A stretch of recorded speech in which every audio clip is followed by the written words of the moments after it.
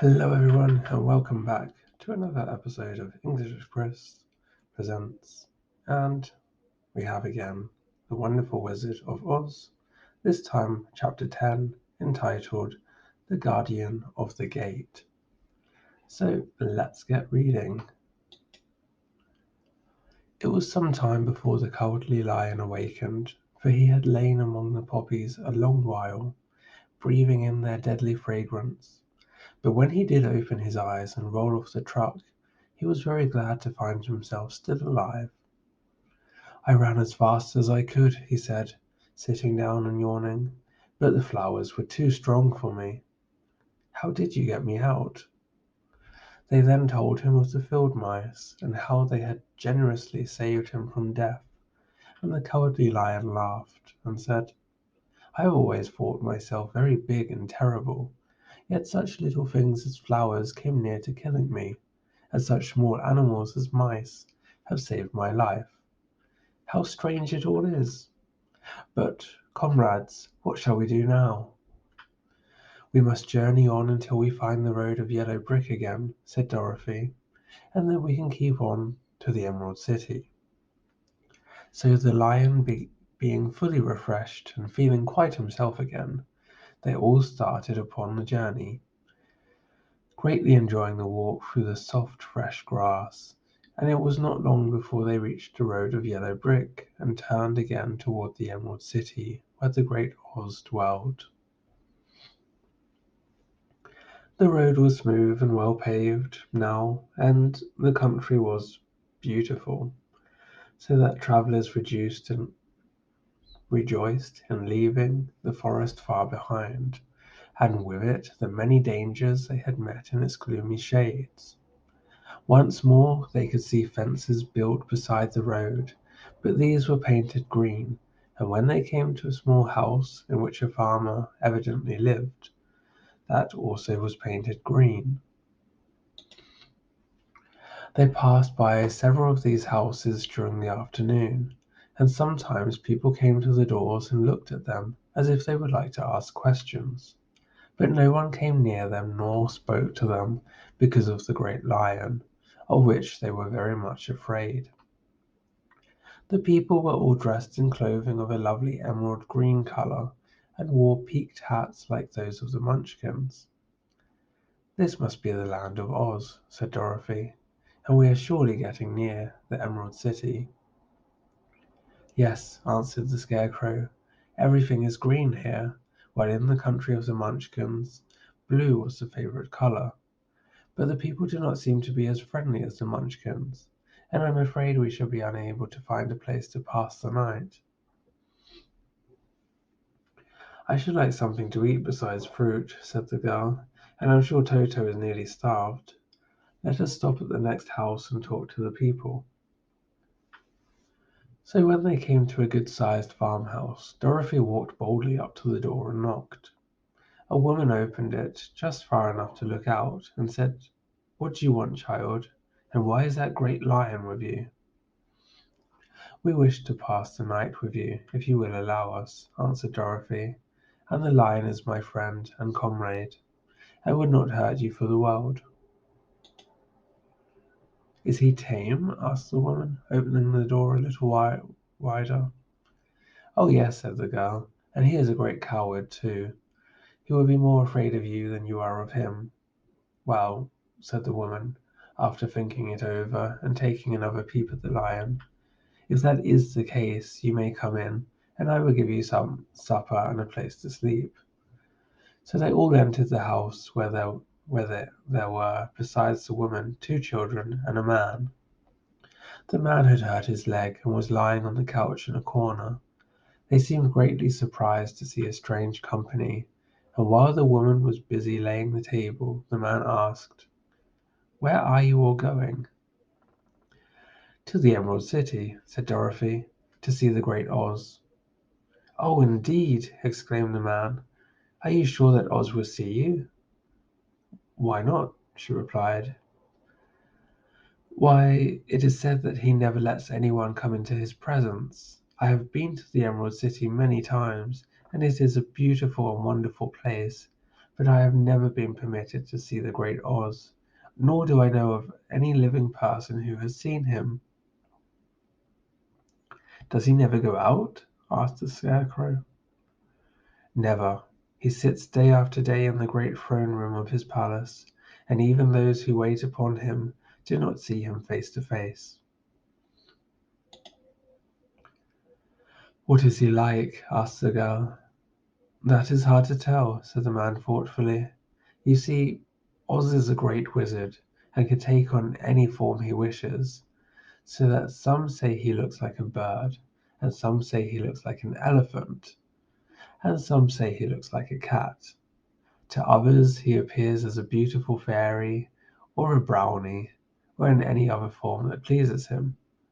But who the real Oz is when he is in his own form, no living person can tell." "That is very strange," said Dorothy. "But we must try, in some way, to see him, or we shall have made our journey for nothing." "Why do you wish to see the terrible Oz?" asked the man. "I want him to give me some brains," said the Scarecrow eagerly. "Oh, Oz could do that easily enough," declared the man. "He has more brains than he needs." "And I want him to give me a heart," said the Tin Woodman. "That would not trouble him," continued the man, "for Oz has a large collection of hearts of all sizes and shapes." "And I want him to give me courage," said the Cowardly Lion. "Oz keeps a great pot of courage in his throne room," said the man, "which he has covered with a golden plate to keep it from running over. He will be glad to give you some." "And I want him to send me back to Kansas," said Dorothy. "Where is Kansas?" asked the man with surprise. "I don't know," replied Dorothy sorrowfully, "but it is my home, and I'm sure it is somewhere." "Very likely. Well, Oz can do anything, so I suppose he will find Kansas for you. But first you must get to see him, and that will be a hard task, for the Great Wizard does not like to see anyone, and he usually has his own way. But what do you want?" he continued, speaking to Toto. Toto only wagged his tail, for, strange to say, he could not speak.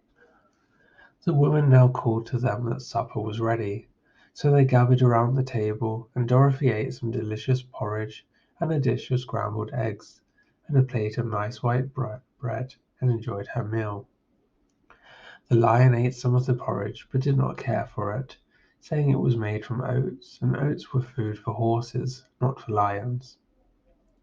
The Scarecrow and the Tin Woodman ate nothing at all. Toto ate a little of everything, and was glad to get a good supper again. The woman now gave Dorothy a bed to sleep in, and Toto lay down beside her while the Lion guarded the door of her room so she might not be disturbed. The Scarecrow and the Tin Woodman stood up in a corner and kept quiet all night, although of course they could not sleep. The next morning, as soon as the sun was up, they started on their way, and soon saw a beautiful green glow in the sky just before them. "That must be the Emerald City," said Dorothy. As they walked on, the green glow became brighter and brighter, and it seemed that at last they were nearing the end of their travels. Yet it was afternoon before they came to the great wall that surrounded the city. It was high and thick and of a bright green color. In front of them, and at the end of the road of yellow brick, was a big gate, all studded with emeralds, that glittered so in the sun that even the painted eyes of the Scarecrow were dazzled by their brilliancy. There was a bell beside the gate, and Dorothy pushed the button and heard a silvery tinkle sound within. Then the big gate swung slowly open, and they all passed through and found themselves in a high arched room, the walls of which glistened with countless emeralds. Before them stood a little man about the same size as the Munchkins. He was clothed all in green, from his head to his feet, and even his skin was of a greenish tint.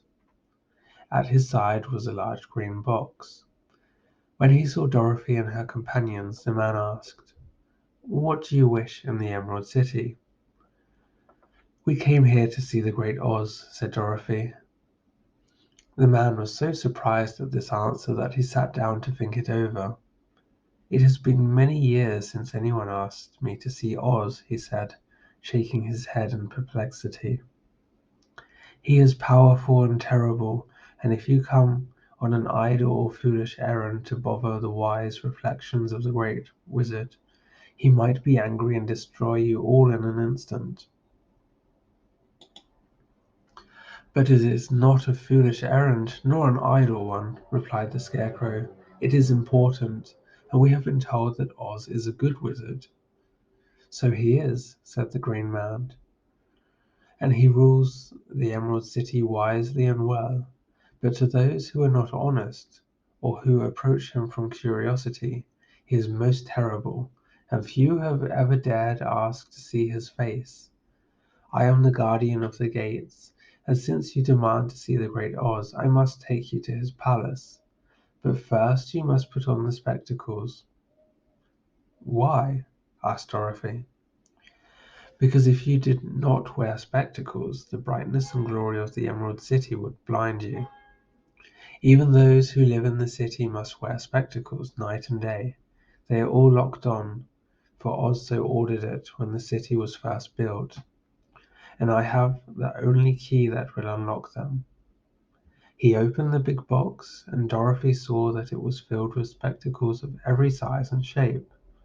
All of them had green glasses in them. The guardian of the gates found a pair that would fit Dorothy and put them over her eyes. There were two golden bands fastened to them that passed around the back of her head, where they were locked together by a little key that was at the end of a chain the guardian of the gates wore around his neck. When they were on, Dorothy could not take them off, had she wished, but of course she did not wish to be blinded by the glare of the Emerald City, so she said nothing. Then the Green Man fitted spectacles for the Scarecrow and the Tin Woodman and the Lion, and even a little Toto, and all were locked fast with the key. Then the Guardian of the Gates put on his own glasses, and told them he was ready to show them to the palace. Taking a big golden key from a peg on the wall, he opened another gate, and they all followed him through the portal into the streets of the Emerald City. Okay, everyone, so that's it for Chapter 10. Hopefully you'll join me again next Sunday for Chapter 11. Please, if you do enjoy, leave a like and maybe consider subscribing. It would help me out immensely, and it would be lovely to see you all again. Okay, so take care, enjoy the rest of your days. Bye bye for now.